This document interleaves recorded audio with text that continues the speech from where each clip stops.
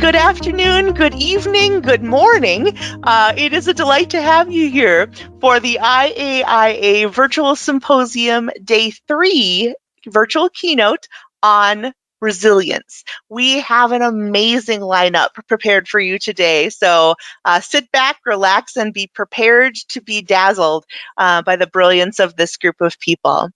On behalf of the team at IAIA, I thank you for your attendance.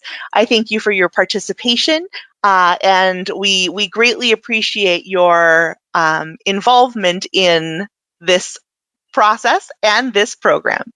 A few housekeeping bits as we begin the session today. First of all, the session will be recorded. It will be posted on the Virtual Symposium main page, along with all of the other videos from today that were pre-recorded, as well as Monday and Tuesday's keynotes and pre-recorded sessions. So you can find them all there. You'll also find what's called our bulletin board, which is a great place to have ongoing conversations with one another, other participants in the conference, as well as to ask questions directly to the presenters. They are going to be actively involved throughout the next couple of weeks on that bulletin board. So know that you can speak directly to the experts on these topics. If you have questions during the presentation today, feel free to enter those questions in the section in the control panel referred to as questions-chat. You can ask logistical questions such as I can't hear, or how do I make the screen bigger? And Bridget from our headquarters team will be able to help support you in that.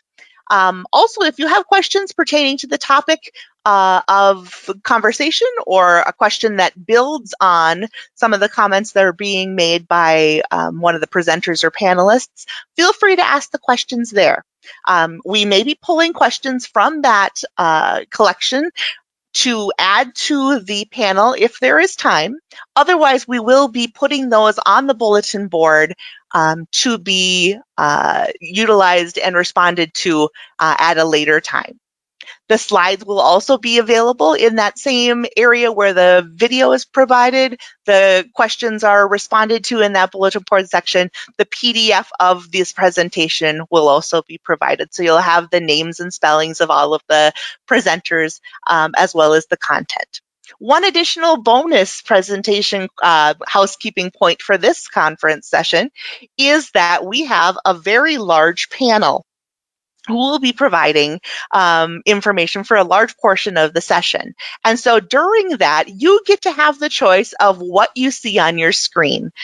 You can choose to have only the speaker be what you are viewing, or you can choose to have the entire group and watch other people's responses and engage in that manner. So do whichever would be most helpful for you. At the top of the screen where the camera shows up, you'll see a drop-down box where you can choose how you'd like to see the video. So without any further ado, I would love to pass the baton to the wonderful Alan Bond, who is going to take us through our orientation, introduction, and leading us as the key moderator for this presentation. Thanks so much, Alan, and the floor is yours. Thank you very much. Can you move to the next slide, please, Tanya? Okay, so welcome everybody. Thank you for attending. So I'm just going to very briefly introduce what's going to happen in this plenary. So we've got a title here about resilience and whether it's the latest buzzword or an important agenda for impact assessment. And just to give credit to those who've worked on putting this together, it's the emerging technology section. So Jiri Dusik, myself, and Miltos Ladikas, they're all together represented on the panel today. And we've been very ably assisted by Mike Jones from Uppsala University, who knows much more about resilience than do we three. So can we have the next slide, please, Tanya? So the structure then of the whole day is that we have this live plenary, but we also have 3 pre-recorded sessions, and hopefully they bring everything together. So the session 2 there that you'll see is looking at resilience in socio-ecological systems. And session 4 is resilience considerations in engineered systems. And what is interesting to note there is that resilience is considered in very different ways in very different fields. So session 3 was all about bringing them together, trying to find out whether there are different ways of considering resilience and whether those different ways can learn from each other and we can bring the communities together. So that's an important part of what we're trying to do through sessions like this. So next slide, please, Tanya. So what we're really trying to think about to begin with, and where the panel will be focusing, is why is resilience important and what we can do about it. So if we go on to the next slide, just very quickly, this is some information from the International Monetary Fund, and it just shows how the chances of natural disasters occurring has been rising from one decade to the next. So if you look at with the brownish bars, the frequency of natural disasters in the 1990s as opposed to in the 2000s, you can see the frequency has been greatly increasing. So we know that already. We're getting more floods, we're getting more droughts, epidemics and storms and fires as well. And if you look at the diagram that keeps reoccurring in the top right, this is what we mean by a term that we know as panicky. And there, what that tells us is that different systems work at different scales. So large and slow might be something like climate change occurring at the global scale. And then you go all the way down to small and fast, where you have these disasters that occur. But they're connected. So we know that climate change ultimately leads to more forest fires. We know that it leads to more storms. We know that it leads to more floods. And we know that it leads to more drought. So resilience works across lots of different scales, and that's quite critical to understand. So next slide, please, Tanya. And so when we try and think about, well, why is it important? In the pandemic that we're in, it's shown us just how vulnerable we are, even the economic system of the globe, to some unexpected event. So we suddenly find that we don't have resilience to deal with something which is unexpected. And in the past, we might have had that resilience if we hadn't changed the environment so much. And it's quite clear that the loss of resilience increases the risk of these cascading effects. So things that are happening at large scales and slowly are much more likely to lead to small and fast scale problems which we can't necessarily respond to. We've lost the resilience to deal with them. So that loss of resilience does lead to loss of some critical functions and the kind of functions that we depend upon. So when we think about the important contribution of that understanding of this term, this panicky, which is represented in the diagram, one of the key things we need to remember is that there are connections across these scales. And later on, when we ask the panelists to talk about resilience and how impact assessment might be changed in order to better embed resilience, one of the things we might want to think about is how we can connect impact assessment across different scales so that we find these linkages. I think it's something that we probably don't do very well. So next slide, please, Tanya. So just for the structure of this 1 hour plenary session, I'm just about to bring my introduction to an end. And then I'll be able to welcome Stephen O'Driscoll, the head of the Environment, Climate and Policy Office of the European Investment Bank. And thank you very much, Stephen. And then we'll move on after that to a panel discussion. And I won't go through all the names of the people on the panel discussion now because there'll be a slide later where you can all see photographs of them, and I can do a quick introduction in terms of affiliations. But the idea of the panel session is that we're going to answer some questions. We've got the kickoff question that you can see there, and then another question that we're going to move on to. I'll reiterate those questions in slides later on, and the panelists will also be able to see them in the chat so that they can be reminded of them. But any attendees, if they've got contributions, they can also type them in as well. So that'll be really useful if you do, and if you have any questions for the panelists, feel free to ask them, and we'll endeavour to embed them into the discussion. So if we move on to the next slide, please. So I'm going to hand over now to Stephen, who's going to give us a short presentation on resilience. So Stephen's had some issues with his camera, but he's assured us all that for the first time in many years, he's wearing a tie. So when you look at the photograph that you can see on the slide, you just have to visualize that with a tie on the photograph. And with that, I shall pass over to Stephen. Thank you, Stephen. Thank you very much indeed, Alan, and very good evening to everyone from here in Luxembourg, in the heart of Europe. I've actually taken my tie off now, Alan, given that I'm not on camera, so just imagine me as you see me there. It's a real pleasure for the EIB, the EU bank, to open this resilient stream of the symposium.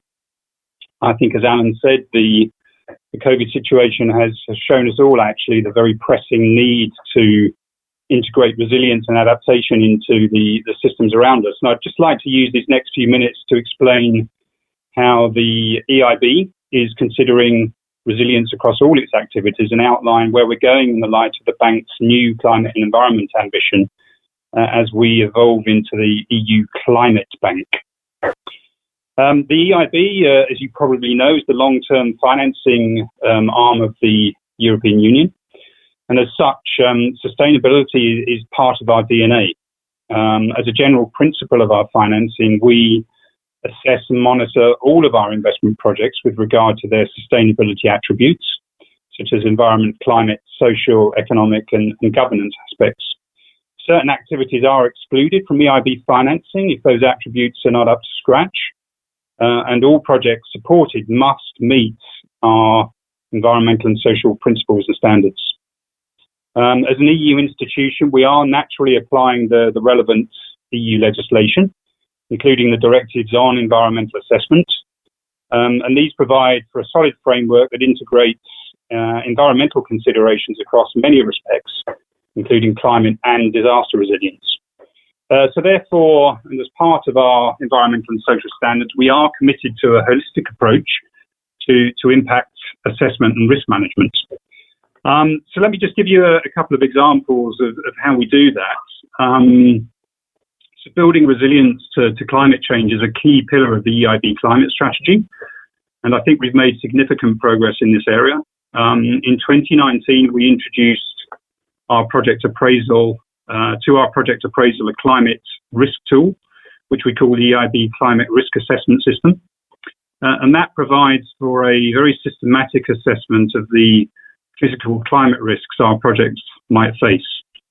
It's a business process that assists the bank and its promoters to understand what measures or activities need to be considered so as to ensure that a project is adapted to a changing climate. We prioritise resilience in our investment focus too, and a good example of that is the Economic Resilience Initiative, which was launched back in 2016. Seems like a long time ago now, as part of the EU's response to the challenges posed by forced displacement and migration. Focusing on the EU's southern neighbourhood and Western Balkans, the Resilience Initiative creates jobs and economic growth in the region by investing in social and economic infrastructure and in private sector development. And through this initiative, the EIB works with clients and promoters to ensure that the products, services and benefits generated by an EIB investment do reach the vulnerable segments of the population. For example, refugees, young people and women. And this contributes to a more inclusive growth while building resilience of communities to climate and other future shocks. So let me just turn quickly to where we're going as the EU's Climate Bank and how resilience features in that. So in November 2019, the EIB Board of Directors approved a new level of ambition for the EIB towards climate action and environmental sustainability, and this comprises three key commitments. So firstly, we'll be dedicating at least 50% of our financing to climate action and environmental sustainability by 2025. Secondly, we'll support 1 trillion of investments in those two areas in the next decade. So that's the critical decade. And thirdly, we'll align our financing activities with the principles and goals of the Paris Agreement by the end of this year. Sorry, I should have said we'll align all of our financing activities with the Paris Agreement by the end of this year.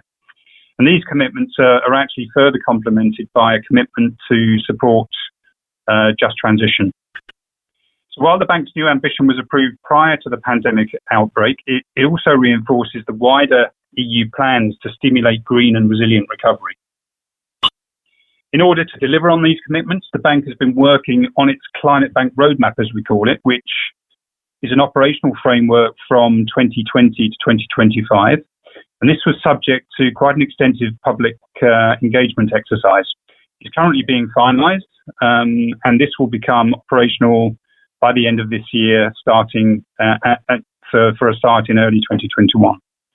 And this document is more than just a plan of how to channel more resources into green activities. With its focus on climate adaptation, environmental sustainability and social development, including gender and social equality, it does put resilience right at its core, contributing to low carbon, just and environmentally sustainable and economic development. The EIB is committed to make all new operations aligned to the climate resilience goals of the Paris Agreement.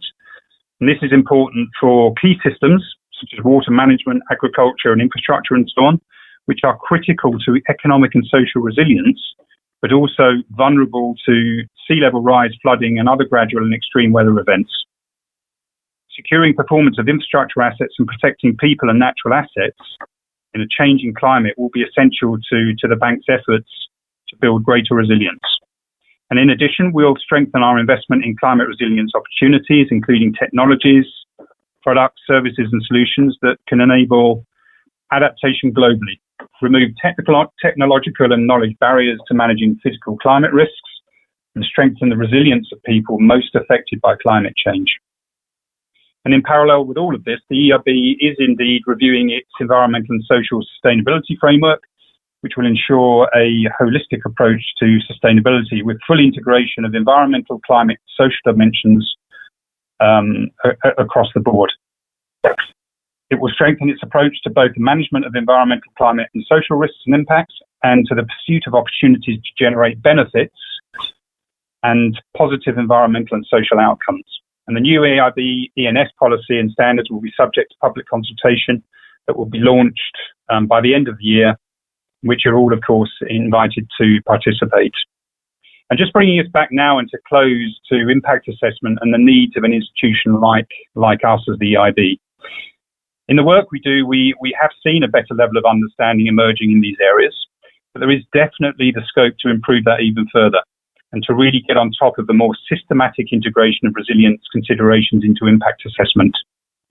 This requires studying different approaches to resilience assessment and establishing practical guidance and tools that can be mainstreamed within impact assessment procedures and other processes in a way that is comprehensive and useful for institutions like the EIB and its other comparable institutions.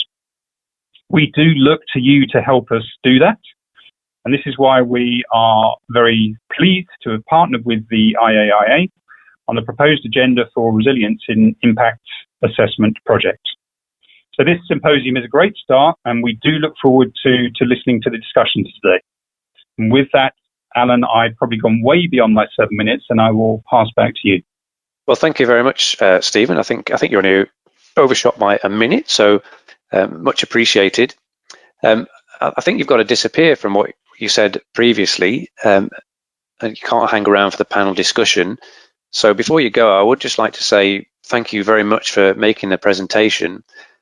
It's really pleasing, I must say, to see that there are considerations being taken for those global scale issues and that there are real plans in place to do something about it. And we see how important that is then for the kind of impacts that we see at these faster scales when we go further down, look at panicky.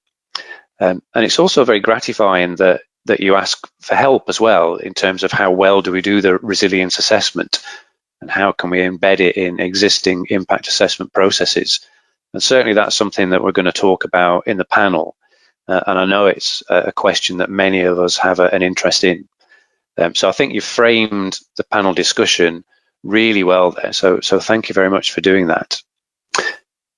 So to move on to the panel discussion, can we move on to the next slide, please, Tanya? So here we have the panel. So I'll just go through these very quickly. I know any of you who are watching and following this plenary can read these yourselves, but it does give us time to actually look at some of the backgrounds of the people and find out a little bit about their affiliations before we go on. So Mike Jones has helped us a lot in terms of developing this Resilience Day, and he's based at Uppsala University in Sweden. And as you can see there, he's an ecosystem manager and instructor, but he spent a lot of his time working on resilience over many years. Jiri Dusik is one of the co-leaders of the Emerging Technology Group, part of INTEGRA Group, which is a consulting company and also based at Czech Technical University. And then we have Lily from CSIRO in Australia. So one of many people on the panel today who've managed to get up really early to try and join us, and we're very grateful for that. Likewise, Lindsay Robertson from New Zealand, so not quite so early, but still earlier than a working day start. So Lindsay's based at Tech Vantage. Brian Jenkins from the University of Adelaide in Australia, so welcome Brian. And Miltos Ladikas, who's again one of the co-leaders of the Emerging Technology section based at Karlsruhe Institute of Technology in Germany. And we also have Peter van Bohemen, based at the Rathenau Institute in the Netherlands. So that's who we've got on the panel. And what I'm going to invite all the panelists to do now is to turn on their cameras. And can we move on to the next slide as well? So we've got some questions that we're going to go through. So we're going to start off with this question: what can we learn from the pandemic regarding resilience and resilience-related concerns that should be better considered in future development strategies, plans, and projects? So it's the learning that we can take forward. And then when we get on to the next question later, we can start to think about how we can address resilience assessment better through impact assessment. So what will happen is that somebody, I think Bridget, will type this question into the chat, and then it'll be there for any of the panelists to look at. But anybody like to set me off? Because the way this will go, as we introduced earlier, is that anybody who's got a comment to make at this stage, if you raise your hand, and then we can move on. So are you just pulling your microphone down there, Lily, or were you raising your hand? Ah, Brian. Brian, would you like to turn your microphone on? And can you hear me now? Yes. Thank you. In your paper, as part of the presentation, you indicated the increasing risk of COVID-19 and similar pandemics because of the way we're having a much closer relationship between anthropogenic impacts and the environment. One of the other things that I think is very important for the impact assessment community is how we learn from these pandemics so that when the next one comes, we can operate more effectively. Now, some countries have already taken on board some of the previous pandemics and developed very comprehensive response plans. So they've taken impact assessment in its broader sense. I mean, Singapore is probably a very good example. They had the experience of SARS, and based on that, they developed an overall approach to respond to COVID-19. So when they first heard about it, they already had in place the travel restrictions that they could implement. They had in place all of the contact tracing that is needed as part of the overall process. They had worked out alternative facilities so that they didn't overload their hospitals. Now, they weren't the only country to have done that. The US, under the Obama administration, had put in place a pandemic response plan. Unfortunately, with the coming of the Trump administration, all of that was unfunded. Their representation on the National Security Council was taken away. And if you see the difference in response between what happened in Singapore initially, although they've had a second wave issue, and what happened in the US, is an incredible contrast of what can be done from learning from past pandemics and introducing response plans to deliver on outcomes. So there's no doubt the approach taken in Singapore, based on assessing the effects of learning of past pandemics, has been very helpful in managing the health risk, but we can certainly learn some more. And it's not just the health risk component. And one of the things in terms of looking at resilience, it's looking at the multiple components that are associated with resilience.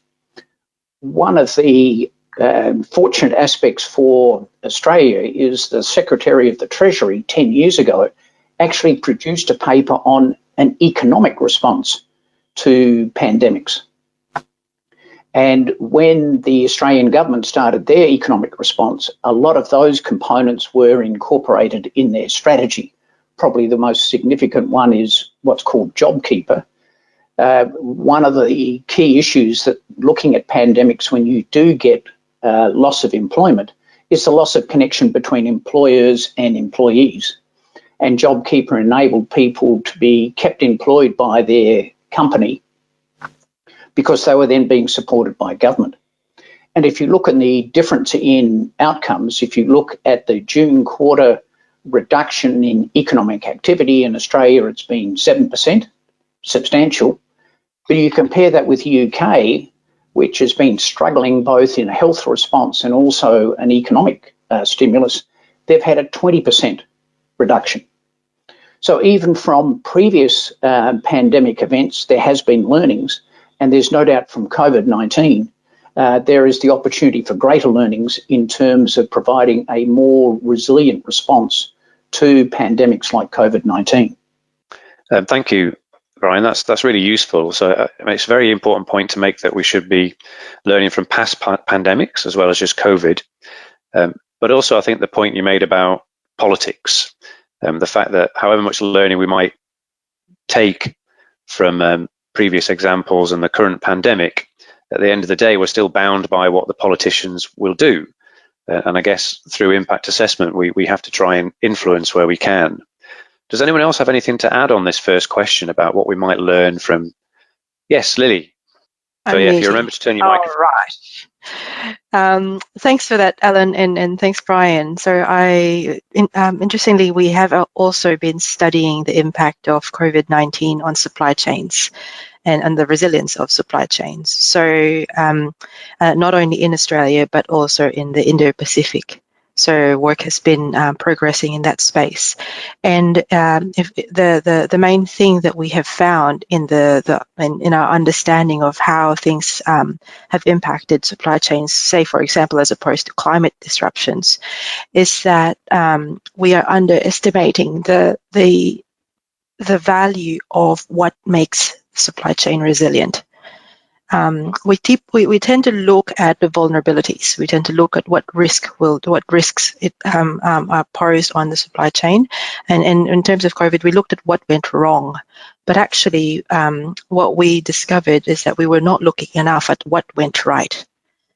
And in doing that, we had uncovered quite a few things about how we manage the economy at the moment, here in Australia anyway, and how agile people can be and managers can be in order to respond to things like the pandemic and other disruptions as well.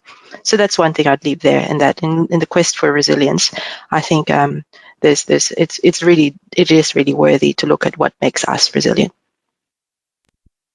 And again, that's a really good contribution, because if we're trying to embed more resilience, we really need to understand how we can best do that. So that's an area to focus our learning.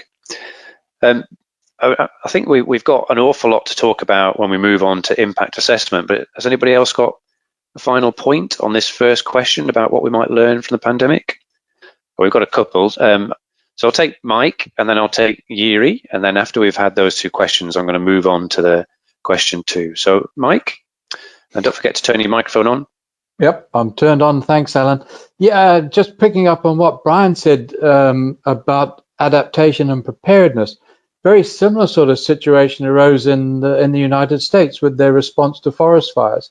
They had something like 80 years of severe fire suppression, and they'd lost the ability to manage fires. So I think learning and knowledge are really important parts of our ability to adapt.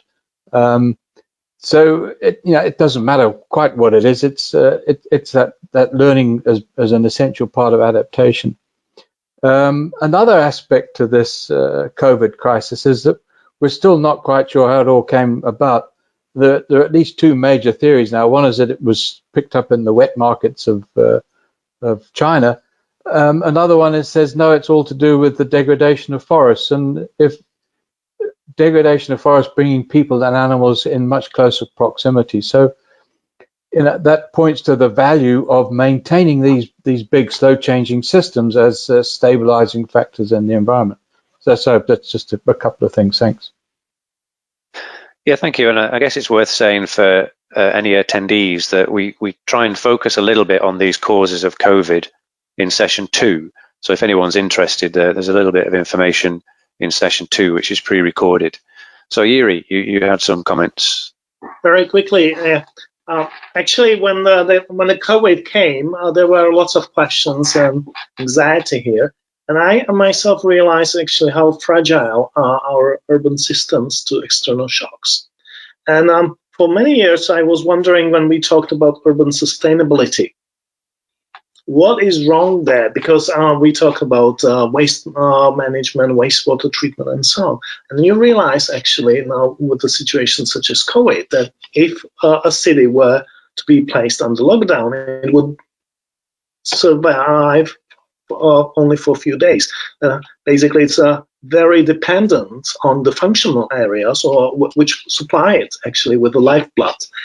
For the populations. And actually that we should be much more careful when we examine in the future the impacts of, let's say, upstream developments on the downstream areas and, let's say, enhance the consultations with the cities there, because they will be the ones who will be impacted. The same goes for the water supplies, the food supplies, and so on. So actually, for me, it expanded the scale of assessment when I'm thinking about one particular territory to look beyond that and actually I'm asking a question, so what are the broader scale impacts? That's great. Thank you very much, Jiri. So Tanya, if you could put the next slide up, because I think what we've done now is set the scene really well in terms of why resilience is something that we need to focus on, and using the pandemic as an example of what we should learn, how we shouldn't ignore past learning, and what kind of issues that we're going to be dealing with. So now we need to think, this is IAIA after all, about what we can do as an impact assessment community. So if resilience is so important, how can resilience assessment play a role in supporting impact assessment so that we can lead to the better inclusion of systemic risk in decision making? And what can we do in terms of the different impact assessment actors, whether it's technology assessment or environmental impact assessment or social impact assessment, and going on the theme of this symposium as well, health impact assessment, to better facilitate resilience-related considerations in impact assessment processes. So I think this gets to the nub of what we're really after, and this is really where Stephen was asking for help when he finished off his presentation. So particularly interesting question. Bridget's already posted it in the chat, so I think we can remove that now. So who's got any input into either of these questions? I think I'm now unmuted. One of the things I think is important is that in conceptual terms, there is an interesting correlation between impact assessment and resilience analysis. If you look at resilience, it's really a system response to disturbance. And of course, impact assessment is looking at, particularly at the project level, what the project disturbance is upon the environment. So in conceptual terms, there's some parallels, although they're operating at different levels. And the point I think you made, Alan, earlier, is that where you have a linkage between small-scale projects and larger systems, there is a particular role for panicky or nested adaptive systems in looking at what the impacts beyond just the project boundaries are. Certainly from trying to apply resilience analysis to specific examples, there is no doubt resilience has incredible value when you've reached the stage in the environment where you're at sustainability limits. If you look at what happens with impact assessment assumes that there is some capacity in the environment for further development.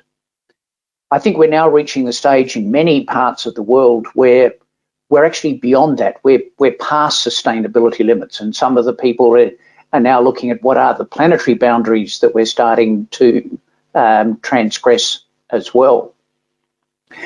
And this is where we do need to look at instruments beyond just impact assessment, to be looking at things on a more systemic basis, and how do we recover. The emphasis in impact assessment is upon mitigation, because there is still some capacity the environment assumed to take further development. When it comes to situations where we're past sustainability limits, then we need to be looking at recovery assessments as well as impact assessments.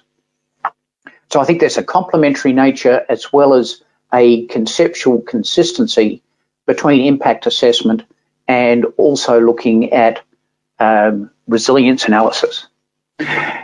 One of the things that we haven't done well as a community is cumulative impact assessment. And this is where I think resilience analysis can be particularly valuable. You're looking at the potential for system failure, and that's really what cumulative impact assessment is about. So I think there's a very significant contribution that resilience analysis can make when we're looking at cumulative impact assessment. The other thing that I think is important when you're dealing with complex systems is working out which components should be given the greatest priority in terms of mitigating effects or going to recovery. And if you look at the vulnerabilities, and Leah was talking about vulnerabilities and the things you need to be looking at, one of the things that resilience analysis does, it looks at what are the things that are going to generate systemic failure. And it gives you a basis for prioritizing and adding another dimension to the significance of impacts when you're looking at impacts that can lead to systemic failure. So I think there's another complementary component there that is very valuable in broadening the thinking that goes with impact assessment when you start to add resilience analysis. There's some really interesting issues that you've raised there, Brian. I think one of them that resonates with me is actually quite fundamental. It's whether the rhetoric for impact assessment should be that the goal is sustainable development. If by sustainable development we kind of mean some flawed idea that we just keep on nibbling away at the environment and making it less and less resilient over time. And he also referred to what I think in impact assessment parlance is called the tiering issue, which I did refer to before in relation to panicky. So just to explain the issue that I see there, it's the fact that if we take Europe as an example, we have impact assessment, regulatory impact assessment at the policy and regulation level within countries at the national level. We have strategic environmental assessment under directives of plans and programs. And then we have project level environmental impact assessment. And all those systems are kind of function very well, but there are different institutions and stakeholders at every one of those levels. And they are not the sort of institutions and stakeholders that have dialogue with the other institutions working at other levels. So we seem to have developed an impact assessment system, I would say, that's bedded at the different scales rather than looking at the connections between them. And I wonder whether we need to do something about that as well. But has anyone else got anything to add from points made? Yes, Miltos. Yeah, I come like a couple of my colleagues in the panel for the technology assessment, let's say, area, which is a more general and sister, perhaps, or not identical to the impact assessment to what you do and the association is doing. So for us, resilience is also a quite new concept. And one of the reasons, and I would have said it before, that we got into this discussion is because we do not have a resilience analysis in what we do by default. And therefore, the pandemic caught us unawares as well in terms of technology assessment. I mean, we look at a general level new technology, we look at the impacts that these technologies have, and nowadays we do what might be called a resilience, and I will let Peter also talk a little bit about that, because I'm sure he will say something about it when it comes to critical infrastructures, for instance, cybersecurity, which is a very specific policy initiative. We are asked to do that, but we're still trying to figure out how to implement proper resilience analysis, even how to conceptualize resilience within the technology assessment structure. So there is a lot to learn there, and I'm very happy to be part of this discussion. I'm very happy even to discuss further beyond that session here. But we also need to understand that we have a kind of a different, if you like, not only way of approaching our own assessment procedure, but even a time frame. As we do interdisciplinary, what we call co-creation to the processes, we're usually taking years actually to do our assessment or our policy option advice. And one of the things that we have also been faced with a pandemic is that we're not equipped to do a very quick analysis of a structural, let's say, a societal shock. Let's say assessment, and we really need to move on with that. So, Peter, you might want to say something about how you do that in the cybersecurity systems, which is much more straightforward. But I'll let you do that now. Thank you. Yeah, go ahead, Peter. Oh, thank you very much. Thank you very much for having me on this panel. Indeed, I'm also from more of a technological assessment point of view. And what struck me with this pandemic, and also thinking of the theme of resilience, is that in response to this shock that we're going through, a crisis, you see that many of the responses are to assess the dependencies that we have as society, and then the response is to look at how to gain more autonomy, or to in the European Union. Now, the new buzzword is, I think, strategical technical sovereignty. All of a sudden, we want to be able to take care of ourselves again on many different areas, while I think the concept of resilience should actually be more about trying to strengthen these dependencies that we have and try to make those resilient, and not try to cut them off and say, okay, let's do it all by ourselves now. So I think that's an interesting response there, and also we need another way of thinking about resilience than just taking care of ourselves. And also when we think about impact assessments, it's often about looking at how systems fail, but at the same time we see certain things, of course, accelerating. So the COVID pandemic has accelerated the digitalization. Tremendously. I mean, we've been talking about the digital classrooms for decades, and all of a sudden it happened overnight. And also these conferences now are digital, and so these rapid accelerations, somehow we did not account for them in our assessments before, and I think we really need to look at ways and tools to do that better. I mean, that's great. Thank you, Peter. I did think of the technology assessment recently in the UK. I don't know whether anyone else heard, but we had a disaster with data transfer from the various laboratories that do tests, and they all send to a central location all the information on COVID and who's got COVID and who hasn't, and then the track and trace starts. But they used Excel, which is converted to a CSV file. They were using the old versions XLS rather than XLSX. So the CSV files are truncated to 65,000 rows, which isn't very many. So that truncated the results So we've had this big spike because they've been adding in the missed results. But basically what's happened is that they've been a week late tracking people. They think probably about 50,000 people. People will die as a result of that issue with misunderstanding about how Excel works. So, you know, technology matters, even on a very small example like that. So do we have any other comments? Do you, I mean, Lindsay, I think you haven't, yeah, I think the problem was there, Lindsay, when you were holding your hand up, it was off the camera. Oh. I was a bit slow getting it on the camera. That's perfectly true. Then I saw it.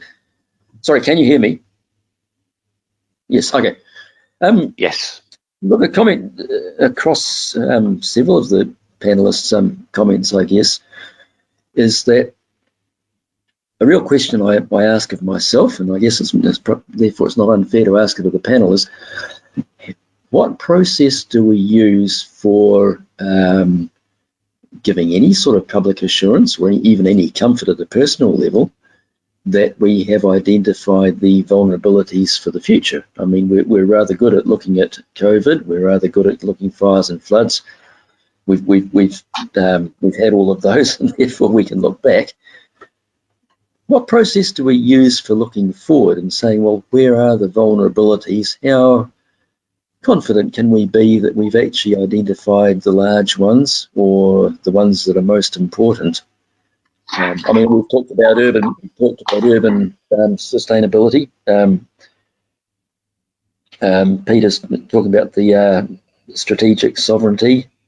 Jiri was talking about the urban system vulnerabilities. But, you know, there's a whole suite, and you can think of ones. Oh, sorry, it's almost a back to front statement. You can conceive that there are gotchas out there that we actually haven't looked at. How do we address that difficult issue? It's a great question, because I think, you know, my own view of environmental impact assessment at the project level is that a lot of our anticipation and prediction is based on hindsight, because we've had a lot of experience. And I wonder if that's where we can learn from technology assessment, because new technologies is new. So if you're trying to assess that, you're trying to think about something for which you know you've got no hindsight. So I wonder whether that's going to help us. I mean, I think what we should start to focus on, we've got 10 minutes left, is the what we can do question, how we can move on, how we can embed resilience assessment in impact assessment better. So I can see a couple of fingers. So Mike put his finger up. Jiri, you put your finger up first. So let's go with Jiri and then Mike. Well, okay, I'll go first. I'll just share a few practical tips from trying to look at the resilience issues with my own lens of strategic environmental assessment practitioner. Recently, we are just going through an exercise, wonderful exercise, which involves 9 EU member states, and it's a large program, actually, for cooperation, for joint investments, and so on. And we have a very good collaboration with the programming team, the best I probably have seen so far in my practice. So we decided to do a little bit of extra in our own interest, and we said, let's look at the resilience issues. Yeah. So first we look at the policy objectives and reference frameworks, but then we got, when we suggested that we will be looking at resilience, few member states, actually 3, have said, oh, well, but this is not a topic under the ICA directive. The resilience, where does it fit? Is it water? Is it biodiversity, and so on? So, and they actually asked us to remove it. We nevertheless tried to go further, and then we were actually looking at for example, the social systems resilience, and we were saying, look, there will be a lot of job displacements. Let's have interventions on boosting the employment through either training or, let's say, investment measures in, say, energy efficiencies of buildings and so on. The question to us was, but can you actually do it? I mean, you as an environmental impact assessment practitioners, do you have a right to suggest this? This has nothing to do with the impact assessment. or EIA, Environmental Impact Assessment or Strategic Environmental Assessment. Then we had to actually approach it from the well-being perspective under the WHO definition of health, which is very broad. And we said, okay, well, we are looking at a protocol on strategic environmental assessment as one of the frameworks. So we are looking at it holistically. We were then lastly, what we agreed to do is that we are going to change when it comes to recommendations, we are going to change the mitigation hierarchy, which is currently the avoid, minimize, and offset.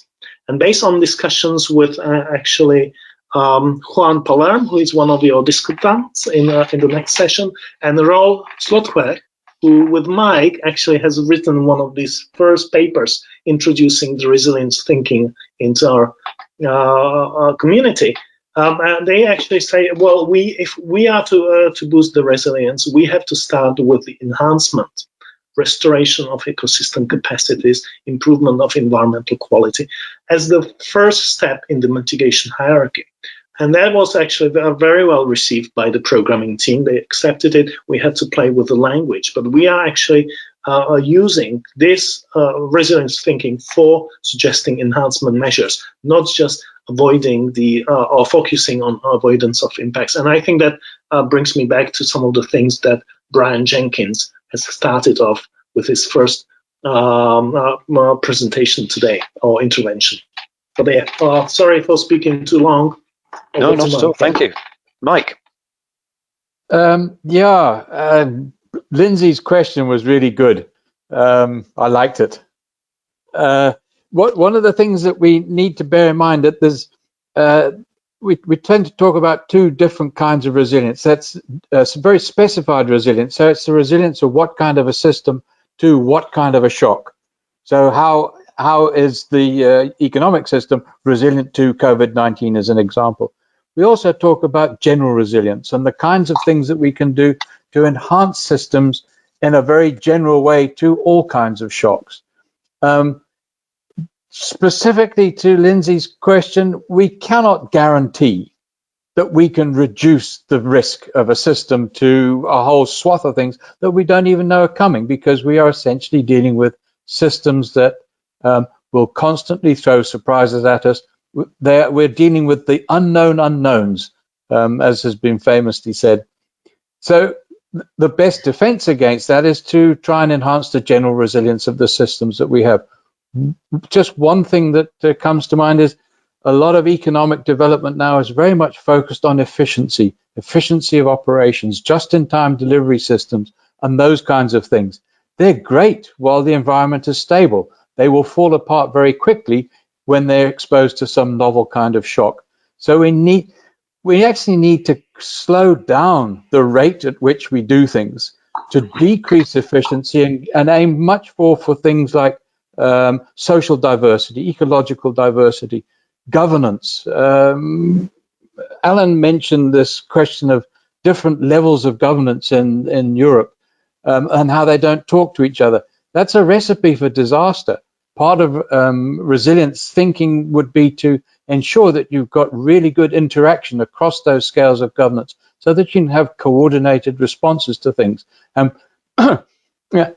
You just have a system which is a whole lot more robust, which is one way of thinking about resilience in the face of whatever things get thrown at it. So thank you. Good question, and there's lots we can do about it. Okay, thank you very much. We haven't got much time left, so Brian, can you make this quick? I can, Alan. I just want to comment on some of the discussion. Firstly, in terms of what can we do. In resilience analysis, there's a concept called failure pathway analysis. And that looks at what happens if things go wrong. And that's very different from a risk management approach. I never forget the mayor of Toowoomba standing next to the streets of Toowoomba after 3.5 metres of water came through their flood management system. And he was saying, look, we did everything right. We designed for a 1 in 100-year storm. This is a terrible disaster. But they actually designed the system that when it failed at greater than a 1 in 100-year storm, directed the water down the main street of Toowoomba. They didn't do the failure pathway analysis. There's an excellent report on Hurricane Katrina where the Corps of Engineers have changed their whole system of operation because they were using a risk management approach. Mike's comment in terms of robustness, I think, is important. We've got to look at what happens when things go wrong. And the other issue I briefly want to raise, and it's been raised in your comments, Alan, in terms of the lack of linkages on institutions, in Miltos in terms of co-creation, and Peter's terms of saying increasing autonomy. We're not just talking about ecological systems, we're talking about socio-ecological systems. If we're going to join up the ecological components, because that's what happens in reality, we've also got to have the institutional arrangements that align with the environments that we're trying to manage. So we actually need joined up institutions. Increasing autonomy is not going to be the answer. It's reinforcing the connections between the social levels that's going to be needed if we're going to get better management of socio-ecological systems. Great. I think that's a really good place to finish. Unfortunately, I think we could go for many hours more because we're only just starting to explore the questions. I don't feel like we've answered them in a way I would have liked. It would be really nice to kind of have some strategy or some idea of where we would go next to actually do something useful. And I think perhaps we should probably all get together offline and work out our next steps, whether it's setting forward an agenda to work on something and exactly what it is. But we have come to the end of our time. So all I'm going to basically say is thank you so much for participating. For us based in Europe, we'll be going to bed after this, but Lily, Lindsay and Brian, you can enjoy the rest of your day. I hope it's kind of been stimulating and it's going to help motivate you for what comes ahead. But yes, thank you so much. It's been a really good discussion and I hope people find it useful. But I honestly do think we should kind of get in touch offline and try and find out if there's anything we can do, even if it's putting together some blog or a paper for a research agenda. Make something happen rather than just talk about it. That would be good. So, Tanya, you close us down, I believe. Yes, I do. Wonderful. And thank you so much. And that conversation could begin on the bulletin board. Maybe some of those brainstorming ideas happen and others may throw in additional ideas in that location as well. That being a really blatant segue into opportunities for continued connection after this event. We do have the bulletin board over on the virtual symposium site.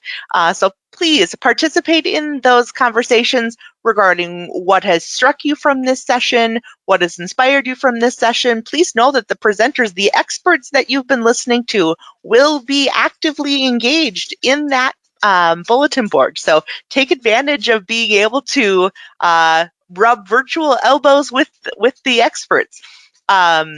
We also have a full slate of additional presentations. The individuals that you see here in the panel have each provided contributions of individual presentations in addition to other folks on the topic of resilience. So today is jam-packed full of wonderful content. So enjoy that time and expanding your thoughts and your knowledge on the topic. Our thanks on behalf of IAIA to each of the contributors of this session, and thank you to all of you for taking the time to participate. It has been a joy and a pleasure, and we look forward to seeing you tomorrow for the final keynote of the week. Take care and have a great day.